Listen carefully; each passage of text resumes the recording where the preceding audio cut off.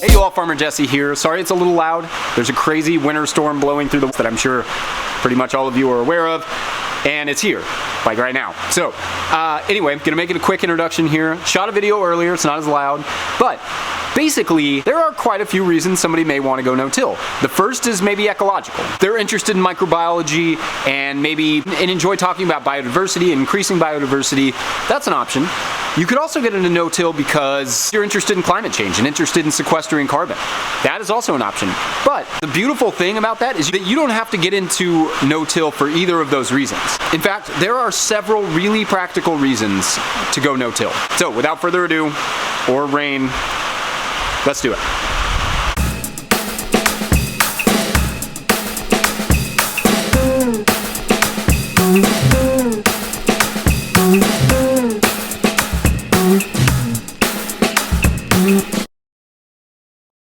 All right, getting out of the rain a little bit. The first reason, practical reason why you'd want to go no-till before I get in the barn. See these tarps right there and right there? So those tarps are over top of beds that are ready to plant. And when I'm ready to plant those, all I have to do is pull that tarp off and put plants in the ground. That is a wildly big difference from your average tillage farm, where you have to wait till the soil's dry enough, usually in April. Sometimes you can get in earlier if we get a little dry spell in, March or something. But you generally have to wait until the soil is dry enough. There's no waiting in the no-till system, especially with those tarps. Those tarps keep it from, keep the majority of the moisture off. And then when you're ready, you just can put in your plants. Pull your tarp back, put in your plants. That's huge. That's a wildly practical reason to go no-till. And obviously I'm talking about our style of no-till. Not every style of no-till is the same. If you're dealing with cover crops, you're kind of at the mercy of the cover crops. Now that's not always true. Frith Farm does it a little bit differently. You should check out them from episode 1. I'll put a link up here of the podcast. You know the podcast, super awesome. Anyway, that's one really big practical reason why you could go no-till, is that you can get into the soil so much earlier. Number 2, you're reducing your reliance on machinery. Now, this is a big deal for me. I don't like machines. I don't like metal. It's really unforgiving. Wood is really not unforgiving. It's nice, if you're dealing with something that's wood, but we don't have wooden tractors. We have metal, steel tractors, and they're very hard to work with. They can be very painful, and if you don't keep them up, if you don't not constantly making sure they're lubricated and oiled and all those things, kind of disintegrate. It becomes something else you have to keep up with. But that's a really practical reason for me, and that's also a really limiting factor for beginning farmers, is like understanding the machinery. What kind of implements do I need? How much money that takes the capital that is invested, even if you're doing like a BCS system, $10,000 or $12,000 worth of equipment is a lot. Whereas you could buy a tarp for a couple $100s and some compost for a few $100s and get a garden going without a tractor. If you have a broad fork, maybe throw that on for $300, you're under $1,000 for starting a farm. And I'm not the kind of person who usually promotes that.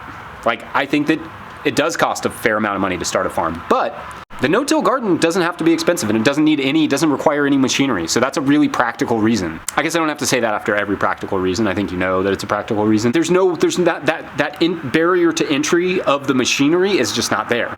Another practical reason is just not that different from growing in any other system.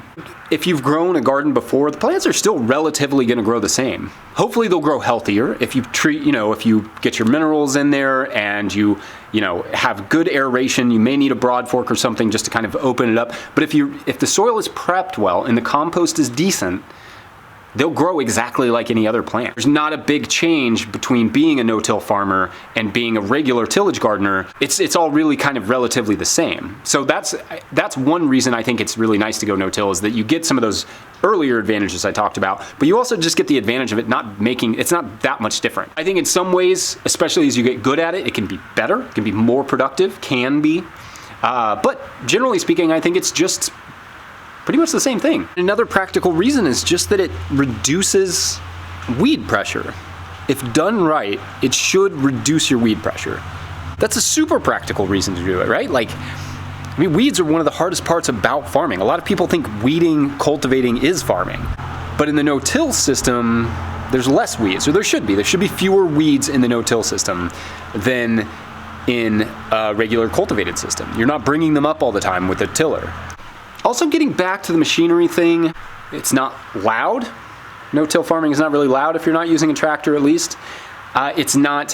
There's not as much nuance to it as there is in, say, tillage. Because when you're tilling a garden, you have to make sure that that soil is at the right moisture level. If you do it too moist, you're actually going to create a slick that creates compaction, that creates, a kind of perfect environment for anaerobes, which are bad for plants and they can, be pathogenic.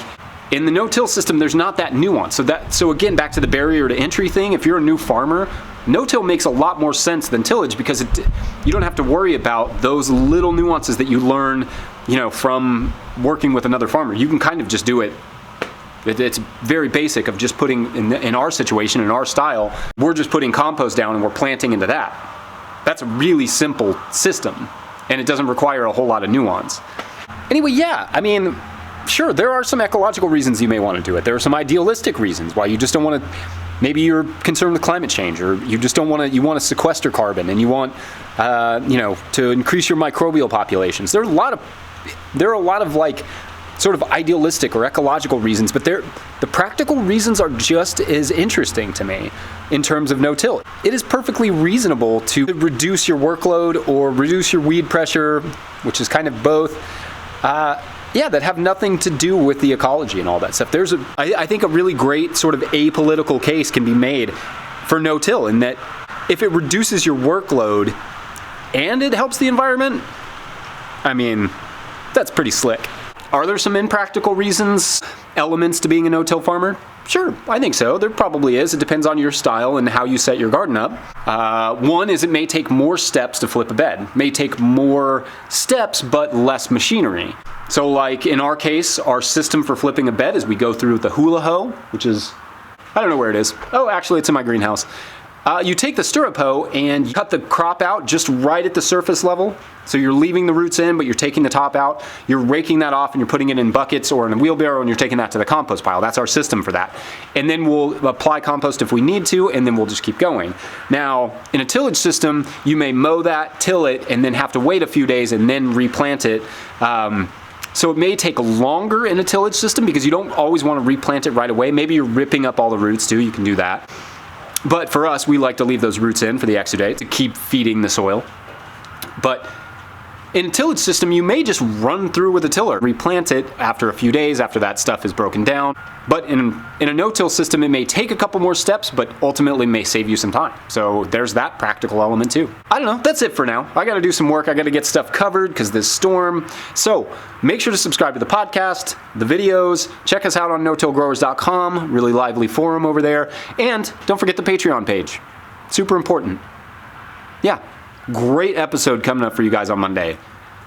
A little bit about seed saving. I don't want to give you too much. It's just great. I really love this episode. So check it out on Monday morning. You guys rock. Thanks for watching. Bye.